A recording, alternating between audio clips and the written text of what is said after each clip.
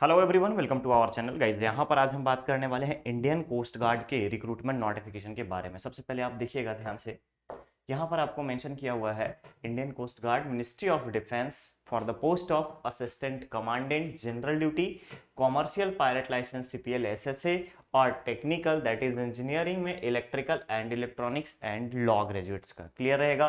तो आप ध्यान रखिएगा, बेसिक जो चीजें हैं आपको यहाँ पर इंडियन कोस्ट गार्ड के रिक्रूटमेंट के नोटिफिकेशन में सबसे इंपॉर्टेंट है आपका पोस्ट के बारे में इंफॉर्मेशन। तो आपको पोस्ट के बारे में आपको यहाँ पर ध्यान रखना होगा। नेक्स्ट जो आता है, ये सारे एप्लीकेशंस आपको ऑनलाइन मीडियम में ही एक्सेप्ट किए जाएंगे। ध्यान से देखिएगा, मेंशन किया गया है application will be accepted online. अब इंपॉर्टेंट डेट्स के बारे में, सबसे पहले 25 जनवरी से इसका ऑनलाइन एप्लीकेशन स्टार्ट हो चुका है प्रोसेस। नेक्स्ट आपका यहाँ पे 9 फरवरी 2023 को लास्ट डेट रखा गया है। क्लियर रहेगा? अप्लाई कैसे करेंगे? ऑफिशियल वेबसाइट www.joinindiancoastguard.cda.in पे आप यहाँ पे अप्लाई कर सकते हैं। जैसे ही वीडियो चैनल पे अवेलेबल होगा, आपको डिस्क्रिप्शन बॉक्स में ऑफिशियल वेबसाइट का एड्रेस दे दिया जाएगा। नेक्स्ट आता है, ये पोस्ट कैसा है तो ध्यान रखेंगे, ग्रुप ए का गैजेटेड ऑफिसर का पोस्ट है। क्लियर? नेक्स्ट एलिजिबिलिटी क्राइटेरिया में अगर हम देखें तो यहाँ पर जनरल ड्यूटी के लिए यहाँ पे कंसिडरेशन दिया गया है एज लिमिट का। तो ध्यान रखिएगा, 1 जुलाई 1998 से लेकर के 30 जून 2002 तक का यहाँ पर एलिजिबल कैंडिडेट्स अप्लाई कर सकते हैं जिनका डेट ऑफ बर्थ यहाँ पे लाइज करता है। इसके अलावा 5 ईयर रिलैक्सेशन उन सभी एक सर्विसमैन को दिया जाएगा जो ऑलरेडी यहाँ पर आर्मी, नेवी या एयरफोर्स में काम कर रहे हैं। टोटल अगर हम देखें तो यहाँ पे एलिजिबल कौन है, तो ओनली मेल यहाँ पर कैंडिडेट अप्लाई कर सकते हैं। नेक्स्ट आता है क्वालिफिकेशन में, क्वालिफिकेशन मिनिमम 60% एग्रीगेट मार्क्स के साथ डिग्री आपके पास होना जरूरी है। इसके अलावा 12th में आपके पास साइंस होना एसेंशियल है, यानी कि मैथमेटिक्स और फिजिक्स एज अ सब्जेक्ट होना चाहिए 12th में। क्लियर रहेगा? 55% मार्क्स मिनिमम क्राइटेरिया रखा गया है। नेक्स्ट आता है कॉमर्शियल पायलट लाइसेंस एसएसए में, यहां भी आपको सेम एज क्राइटेरिया रखा गया है, मेल फीमेल दोनों ज्वाइन कर सकते हैं। कंडीशन है यहाँ पे कि 12th क्लास आपका होना चाहिए फिजिक्स और मैथमेटिक्स के साथ और 55% मार्क्स यहाँ पर मिनिमम होना चाहिए। इसके अलावा कम से कम करेंट कॉमर्शियल पायलट लाइसेंस या वैलिडेटेड डीजीसीए के द्वारा यहाँ पर आपके पास सीपीएल होना रिक्वायर्ड है। नेक्स्ट आता है टेक्निकल में, मैकेनिकल ब्रांच के लिए again is criteria same, relaxation भी सेम आर्मी पर्सनल को दिया जाएगा, कोस्ट गार्ड वालों को यहां पर दिया जाएगा। नेक्स्ट आता है यहाँ पे मिनिमम आपके पास बी बीटेक होना चाहिए मैकेनिकल इंजीनियरिंग में, या इसके बाद अगर हम देखें नेवल आर्किटेक्चर में, मेकाट्रॉनिक्स में, ऑटोमोटिव में, मेटलर्जी में, डिजाइन एंड एरोनॉटिकल एरोस्पेस में मिनिमम 60% मार्क्स आपका यहां पर रिक्वायर्ड होगा। इसके अलावा आपका इक्विवेलेंट क्वालिफिकेशंस जो है कंसिडरेशन में रखा गया है। नेक्स्ट अगर हम देखें, अगेन मैथमेटिक्स और फिजिक्स को 12th क्लास में कंसिडर किया जाएगा 50% मार्क्स के साथ। क्लियर रहेगा? नेक्स्ट आता है टेक्निकल इलेक्ट्रिकल एंड इलेक्ट्रॉनिक्स में, same criteria, male candidate apply कर सकते हैं। अगेन यहाँ पे इलेक्ट्रिकल और इलेक्ट्रॉनिक्स इंजीनियरिंग में बीई बीटेक आपके पास होना चाहिए 60% मार्क्स के साथ। लॉ एंट्री के लिए अगर हम बात करें तो 1 जुलाई 1994 से लेकर के 30 जून 2002 का यहां पर डेट कंसिडरेशन में रखा गया है। मेल फीमेल दोनों अप्लाई कर सकते हैं। बीए एलएलबी आपके पास होना जरूरी है 60% मार्क्स के साथ। क्लियर रहेगा? अब यहां पर जितने भी आपको यहां पोस्ट दिख रहे होंगे स्टार मार्क्स लगा होगा, शॉर्ट सर्विस एप्लीकेशन, ध्यान रखिएगा, short service appointment SSA CPL के लिए अगर हम बात करें तो यहां पे 8 ईयर्स रहेगा और 8 ईयर्स में एक्सटेंड करके अगर हम देखें तो 10 ईयर्स तक मैक्सिमम रहेगा, further up to extend up to 14 years, यानी कि पहले 8 साल तक के, देन आफ्टर आपको 10 ईयर्स तक का एक्सटेंड किया जाएगा, देन आफ्टर 14 ईयर्स तक का एक्सटेंडेड मिलेगा। क्लियर रहेगा? चलिए, अपर एज रिलैक्सेशन यहां पर गवर्नमेंट के नॉर्म्स के according SC ST OBC candidate यहां पर ओबीसी कैंडिडेट को दिया जाएगा। नेक्स्ट आता है minimum 5% relaxation aggregate in degree certificate, यानी कि 50% मार्क्स कंसिडर किए जाएंगे एससी एसटी और ओबीसी वालों को, कहां?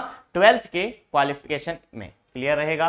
तो बेसिक आपको यहां पे इंफॉर्मेशन दे दिया गया है। अब बात आती है टोटल नंबर ऑफ वैकेंसीज के बारे में। तो ध्यान रखिएगा, जनरल ड्यूटी में जो कमांडेंट पोस्ट है उसके लिए यहां पे 50 पोस्ट रखा गया है। CPL commercial pilot licence short service appointment के लिए यहां पे टोटल 20 पोस्ट में अगर आप देखेंगे तो टोटल आपका यहाँ पे 10 पोस्ट मिला करके आपका 50 पोस्ट है जनरल ड्यूटी और सीपीएल। नेक्स्ट आता है टेक्निकल इंजीनियरिंग और इलेक्ट्रिकल मिला करके 20 पोस्ट रखा गया है। लॉ ग्रेजुएट के लिए 1 पोस्ट रखा गया है। ठीक है? एडिशनल एलिजिबिलिटी क्राइटेरिया में अगर आप देखेंगे तो डिफरेंट ग्राउंड्स के आधार पर आपको यहाँ पर सेलेक्ट किया जाएगा। उसमें भी कंसिडरेशन क्या है कि आप किसी भी क्राइम में अरेस्ट ना हुए हो, कोई कन्विक्टेड नहीं हो, प्रोसिक्यूट नहीं किया गया है, क्रिमिनल चार्जेस में आपको प्रोसिक्यूट नहीं किया गया है, तभी आप यहां पर एलिजिबल हैं अप्लाई करने के लिए। यहां पर कोई भी vacancy SC ST non criminal EWS category का, कोई भी रिजर्व कैटेगरी का तभी मान्य होगा जब आप यहां पे सारे डॉक्यूमेंट्स को कंप्लीटली फुलफिल करेंगे कंप्लीटली, आप वहां पे शो ऑफ करेंगे। ठीक है, नेक्स्ट आता है टाइप ऑफ कोर्सेस में, वेयर एग्जाम कंडक्टेड, एक साल में एक एग्जाम कंडक्ट किया जाएगा। इसमें सेकेंड ईयर का मार्कशीट जो है डेट ऑफ इशू के और क्लोजिंग डेट के अकॉर्डिंग यहाँ पर ध्यान से देखिएगा, 3 इयर्स का अगर है तो उसके बारे में कंसिडर किया जाएगा। सेमेस्टर कोर्स का यहाँ पर आपका कंसिडरेशन रहेगा, यानी कि अगर आप ग्रेजुएट हैं तो सेमेस्टर वाइज वाले को कंसिडर किया जाएगा, और ईयरली बेसिस पर मिनिमम एक साल में एक फाइनल एग्जाम आपका होना चाहिए क्राइटेरिया के लिए।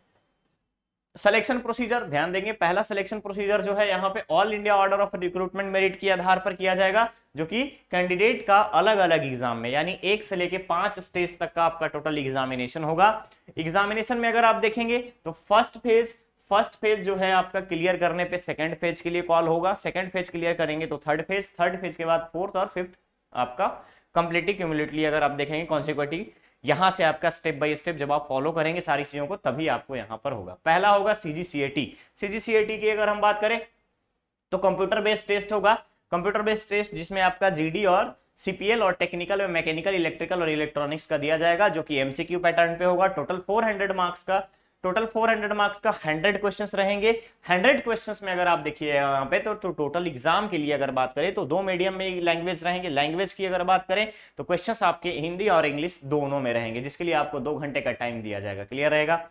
सेक्शन 1 में अगर हम देखें जीडी और सीपीएल के लिए, तो सीपीएल के लिए English, reasoning, numerical ability, general science, mathematical ability, general knowledge, total आपके 100 क्वेश्चंस होंगे यहाँ पे, जिसके लिए 2 घंटे का टाइम दिया जाएगा। मैकेनिकल के लिए अगर आप देखिएगा तो यहाँ पे मैकेनिकल नॉलेज का भी क्वेश्चंस ऐड किया जाएगा। इसके अलावा अगर आप देखेंगे सेक्शन 3 में इलेक्ट्रिकल एंड इलेक्ट्रॉनिक्स वालों के लिए टेक्निकल नॉलेज के 60 क्वेश्चंस यहाँ पर रखे जाएंगे। ठीक है, जो भी टेक्निकल नॉलेज वाले में देखेंगे मैकेनिकल, इलेक्ट्रिकल और इलेक्ट्रॉनिक्स से 60 क्वेश्चन रहेंगे, और रिमेनिंग जो सेक्शन रहेगा English, numerical, reasoning ability, general science, mathematical aptitude और जनरल नॉलेज के 10 क्वेश्चंस रहेंगे। अगेन आपका 2 आवर्स का टाइम अलॉट किया जाएगा। ठीक है, नेक्स्ट आता है प्रिलिमिनरी सिलेक्शन बोर्ड पीएसबी में। तो पीएसबी में जैसे ही आपका कंप्यूटर टेस्ट क्लियर होगा, कंप्यूटर सीबीटी होगा, तो उसके बाद आपको स्टेज 2 में आपको यहाँ पर एक्सपेक्टेड रहेगा कि आप इंग्लिश में बोल पा रहे हैं या नहीं बोल पा रहे, दैट इज जीडी आपका कराया जाएगा। क्लियर रहेगा। कैंडिडेट वेरिफिकेशन होगा जिसमें आपको फोटोज, बायोमेट्रिक वेरिफिकेशन, सारी चीजें आपको यहाँ करी जाएंगी। ठीक है, नेक्स्ट आता है फाइनल सिलेक्शन बोर्ड। इसमें आपको यहां पर ध्यान से देखेंगे जो कि आपको पोस्ट गार्ड सिलेक्शन बोर्ड में साइकोलॉजिकल टेस्ट होगा, ध्यान रखिएगा साइकोलॉजिकल टेस्ट होगा, ग्रुप टास्क दिए जाएंगे, इंटरव्यू लिया जाएगा, एंड लास्ट है 4th में जिसमें मेडिकल एग्जामिनेशन होगा, एंड लास्ट आपका बैच कमेंसमेंट होगा जिसमें से आपका इंडक्शन प्रोग्राम होगा। Final merit list above the before 4 जो आपका 4 स्टेज क्लियर होगा उसके आधार पे 5वें में आपका इंडक्शन लिया जाएगा। नेक्स्ट आता है रिजल्ट डिक्लेरेशन। रिजल्ट डिक्लेरेशन आपका ऑफिशियल वेबसाइट के माध्यम से किया जाएगा। क्लियर रहेगा। अप्लाई करने के लिए आपको ऑलरेडी मैंने ऑफिशियल वेबसाइट बता दिया है कब से कब तक अप्लाई करना है। 25 जनवरी से 25 जनवरी से इसका एप्लीकेशन स्टार्ट हो चुका है, 9 जनवरी इसका लास्ट डेट रखा गया है। क्लियर रहेगा। यहाँ पे कंपलसरी डॉक्यूमेंट्स के बारे में बताया गया है। पहला passport size recent photograph, candidate का स्कैन साइन, कैंडिडेट का लेफ्ट और right thumb impression, date of birth certificate, life अगर हम आइडेंटिटी प्रूफ में आप आधार कार्ड दे सकते हो, सर्विस सर्टिफिकेट अगर कोई है जो एक सर्विसमैन है उनके लिए डोमिसाइल सर्टिफिकेट अगर रिक्वायर्ड होगा तो आपको अपलोड करना पड़ेगा। ठीक है, इसके अलावा लिस्ट ऑफ डॉक्यूमेंट्स जो कि आपको सेकंड स्टेज में रिक्वायर्ड होगा वो आपका 10th का सर्टिफिकेट होगा, 12th का सर्टिफिकेट, ग्रेजुएट, उसके अलावा प्रोविजनल डिग्री या ओरिजिनल डिग्री, या फिर कोई भी कैंडिडेट फाइनल सेमेस्टर में है तो उसका फाइनल सेमेस्टर का एडमिट कार्ड। क्लियर रहेगा। नेक्स्ट कॉमर्शियल पायलट लाइसेंस वालों के लिए कॉमर्शियल पायलट लाइसेंस, एनसीसी में एबीसी अगर सर्टिफिकेट तो आप लगा सकते हो, अगर आप कहीं पे जॉब कर रहे हो तो एनओसी भी आप लगा सकते हो। क्लियर रहेगा। तो बेसिक यहां पर आपको बताया गया है। नेक्स्ट आता है कास्ट सर्टिफिकेट के बारे में या फिर कैटेगरी इनकम सर्टिफिकेट के बारे में। जैसे आप ईडब्ल्यूएस में बिलोंग कर रहे हैं तो आपको ईडब्ल्यूएस का रिसेंट आपको उस पार्टिकुलर फाइनेंशियल ईयर का आपको सर्टिफिकेशन रिक्वायर्ड होगा। एग्जामिनेशन फी के बारे में बात करें तो ध्यान रखिएगा जितने भी एससी एसटी कैंडिडेट हैं उन सभी को एक्सटेम्प्ट रखा गया है, कोई भी फी पे नहीं करना है। इसके अलावा 250 रुपीज का ऑनलाइन पेमेंट करना है सारे कैंडिडेट्स को। क्लियर है। Extension of examination fee SC ST category वालों को यहां पर फी में छूट दिया गया है। अनसक्सेसफुल पेमेंट के बारे में बताया गया है कि अगर आपका पेमेंट अनसक्सेसफुल होता है तो 15 वर्किंग डेज में आपके अकाउंट में वापस रिफ्लेक्ट करेगा। ठीक है।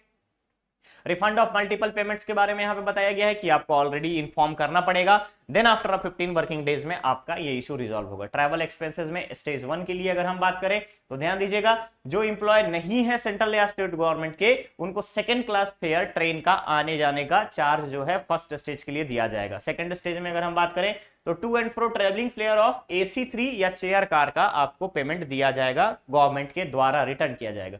एग्जामिनेशन सिटी स्टेज 1 का प्रोसेस जो रहेगा उसमें ऑर्गेनाइजेशन के द्वारा अलग अलग जगहों पे examination city, nearest examination city आपको प्रोवाइड की जाएगी। क्लियर रहेगा। कॉन्टैक्ट डिटेल्स, अगर आपको कोई क्लैरिफिकेशन चाहिए या किसी भी तरीके का कोई इशू आ रहा है तो आप इस एड्रेस पे, इस फोन नंबर पे कांटेक्ट कर सकते हो। जैसे स्टेज 1 और 2 के लिए till the commencement of PSB यानी कि पर्सनल सिलेक्शन बोर्ड की अगर हम बात करें तो यहां पर आप इस नंबर पे कॉल कर सकते हो। स्टेज 2 के लिए और 3 के लिए आप इस नंबर पे कॉल कर सकते हो। और ई एडमिट कार्ड में कोई इशू आ रहा है, आपको ऑनलाइन रजिस्ट्रेशन से कोई प्रॉब्लम आ रहा है, तो आप इस नंबर पे कांटेक्ट करके आप यहाँ पे सारी चीजों के बारे में जान सकते हो। नेक्स्ट आता है आपका टेंटेटिव शेड्यूल्स के बारे में। तो GD का जो स्टेज 1 होगा वो होगा मार्च 2023 में, स्टेज 2 मई से लेके जून 2023 के बीच, स्टेज 3 जून सितंबर 2023, स्टेज 4 दिसंबर 2023 और stage 5 that is final selection दिसंबर 2023 तक क्लियर किया जाएगा। CPL के लिए भी सेम चीजें रखी गई है, टेक्निकल के लिए भी सेम रखा गया है, लॉ के लिए भी सेम रखा गया है, यानी कि एंड ऑफ दिसंबर 2023 यहां पर सारे प्रोसेस को, रिक्रूटमेंट प्रोसेस को कंप्लीट कर लिया जाएगा। क्लियर रहेगा। यहां पर आपको बताया गया है डॉक्यूमेंट्स क्या क्या आपको लेके जाना है। स्टेज 1 में अगर हम बात करें CGCAT में तो यहाँ पे ई एडमिट कार्ड स्टेज 1 के लिए जो आपको अलॉट किया जाएगा उसको प्रिंट आउट करके ले जाना है, साथ ही साथ 2 कलर पासपोर्ट साइज फोटोग्राफ भी लेके जाना है। इसके अलावा ओरिजिनल फोटो आईडी लेके जाना होगा जो कि एप्लीकेशन में मेंशन किया है आपने। फॉर एग्जांपल आप अप्लाई करते समय में आधार कार्ड दिया है तो आपको आधार कार्ड ओरिजिनल फॉर्मेट में ले जाना होगा। PSB में अगर हम बात करें स्टेज 2 और 3 में तो स्टेज 2 3 में आपको ऑलरेडी डॉक्यूमेंट्स के बारे में मैंने डिस्कस कर रखा है, क्लास 12th का, क्लास 10th का, इसके अलावा डिग्री का, उसके बाद proof of identity, character certificate, commercial CPL जिस CPL जिसके ऊपर लागू हो रहा है वो अपना लेकर के जाएंगे NCC वालों के लिए। क्लियर रहेगा। स्टेज 5 में मेडिकल एग्जामिनेशन में ई एडमिट कार्ड जो आपको स्टेज 3 के लिए अलाउ होगा, उसके साथ साथ ओरिजिनल फोटो आईडी जो कि आपने एप्लीकेशन में मेंशन किया है उसको लेके जाना होगा। इंडक्शन प्रोग्राम में आपके पास जितने भी एजुकेशनल क्वालिफिकेशन है जो भी आपने मेंशन किया है एप्लीकेशन फॉर्म में उन सभी को प्रेजेंट करना रहेगा। क्लियर है। मेडिकल स्टैंडर्ड में बेसिक असिस्टेंट कमांडमेंट GD और टेक्निकल के लिए 150 सेंटीमीटर चाहिए मेल के लिए मिनिमम, और reduction in height hill area वालों के लिए, ट्राइबल के लिए यहां पर थोड़ा सा रिडक्शन प्रोवाइड किया जाएगा। असिस्टेंट कमांडेंट CPL SS में वेन मूवमेंट की बात करें तो ध्यान दीजिएगा यहाँ पे मिनिमम 162 और मैक्सिमम 197। क्लियर रहेगा। वेट जो है अप्रोप्रिएट होना चाहिए, यहाँ पर एज प्लस माइनस का 10% यहाँ पर एक्सेप्टेबल होगा। चेस्ट वेल प्रोपोरिएट होना चाहिए, मिनिमम एक्सपेंशन 5 सेंटीमीटर का रिक्वायर्ड है। आई साइट 6/6 6/9 अनकरेक्ट विदाउट ग्लास और 6/6 6/6 का corrected for the assistant commandant. Assistant commandant CPL holder और मैकेनिकल मेल फीमर में अगर हम बात करें तो यहाँ पे 6/6 1 आई और 6/9 इन अदर करेक्टेबल टू 6/6। ठीक है। असिस्टेंट कमांड टेक मेल के लिए 6/36 6/36 और करेक्टेड में 6/6 और 6/6। टैटू आपका परमानेंट बॉडी टैटू है तो यहाँ पे कोई भी परमिशन नहीं दी जाएगी, कोई भी परमिशन आपको अलाउ नहीं होगा। क्लियर रहेगा। चलिए वैलिडिटी ऑफ सिलेक्शन के बारे में बात करें तो वैलिडिटी ऑफ सिलेक्शन जो है एक पार्टिकुलर बैच के लिए, 23 में रिक्रूटमेंट आ रही है तो सिर्फ और सिर्फ 23 के बैच के लिए ही आपका यहाँ पर कंसीडर किया जाएगा वैलिडिटी उस कार्ड की। ठीक है। Merit list final selection board के अकॉर्डिंग यहाँ पर प्रिपेयर किया जाएगा और उसे ऑफिशियल वेबसाइट पर अपलोड किया जाएगा। देन आपका अर्ली 24 में, जनवरी 24 में यहां से बैच स्टार्ट हो जाएगी। ट्रेनिंग जो रहेगी बेसिक ट्रेनिंग INA इजीमाला, ध्यान रखिएगा, INA इंडियन नेवल एकेडमी इजीमाला में 22 वीक्स का ट्रेनिंग चलेगा। बेसिक ट्रेनिंग होगी जिसमें से एब इनिशियो ट्रेनिंग रहेगा, एब्सोल्यूट ट्रेनिंग रहेगी। असिस्टेंट कमांडेंट्स में यहां पर आपको डिस्चार्ज दिया जाएगा, यानी कि इनिशियली ट्रेनिंग पीरियड में आप असिस्टेंट कमांडेंट के चार्ज में रहेंगे। रीजन ऑफ रिजेक्शन में देखेंगे, अगर कोई डिटेक्टेड चीजें मांगी जाती है यहाँ पे, जैसे एजुकेशन क्वालिफिकेशन में कोई फॉल्ट है तो आपको यहाँ पर हटा दिया जाएगा, आपको यहाँ कंसिडर नहीं किया जाएगा। ठीक है। नेक्स्ट अगर आप देखेंगे तो यहाँ पर आता है कि आपको क्या क्या प्रमोशन और पे लेवल रहेगा। असिस्टेंट कमांडेंट की बात करें तो यहाँ पे पे लेवल 10 मिलेगा, 56,100 during the training. Starting basic salary आपको 56,100 की रहेगी और रैंक के अकॉर्डिंग डायरेक्टर जनरल तक के पोस्ट का 2,05,400 रहेगा। इसके अलावा अदर अलाउंसेस, अदर पे और अलाउंसेस एडमिसिबल रहेगा, मेडिकल बेनिफिट्स रहेंगे। इसके अलावा अगर आप देखेंगे एकोमोडेशन रहेगा आपके लिए और फैमिली के लिए, 45 दिन के लिए अर्न लीव रहेगा, 8 दिन का कैजुअल लीव रहेगा, इसके अलावा ट्रैवल कॉन्सेशन, ध्यान रखिएगा, लीव ट्रैवल कॉन्सेशन अपने लिए, आपकी फैमिली के लिए, डिपेंडेंट पेरेंट्स के लिए गवर्नमेंट रूल के अकॉर्डिंग आपको दिया जाएगा। साथ ही साथ इंश्योरेंस कवर रहेगा यहाँ पे 1 करोड़ रुपीस का, जिसकी premium 10,000 per month as a group insurance पर रिलेवेंट ग्रुप्स में आपको दिया जाएगा। क्लियर रहेगा। साथ ही साथ contributory pension scheme, gratuity, loan facility, various sports and adventure activities, इसके अलावा ईसीएचएस मेडिकल फैसिलिटी यहां पर प्रोवाइड किए जाएंगे। साथ ही साथ फ्री राशन और राशन मनी अलाउंस आपको दिया जाएगा। क्लियर रहेगा। तो गाइस ये था आपका इंडियन कोस्ट गार्ड का रिक्रूटमेंट नोटिफिकेशन का अपडेट। बहुत जल्द मिलेंगे हम लोग नेक्स्ट और नए अपडेट के साथ। बने रहिए चैनल पर, चैनल को सब्सक्राइब करें, वीडियो को लाइक शेयर जरूर करें। Thank you so much.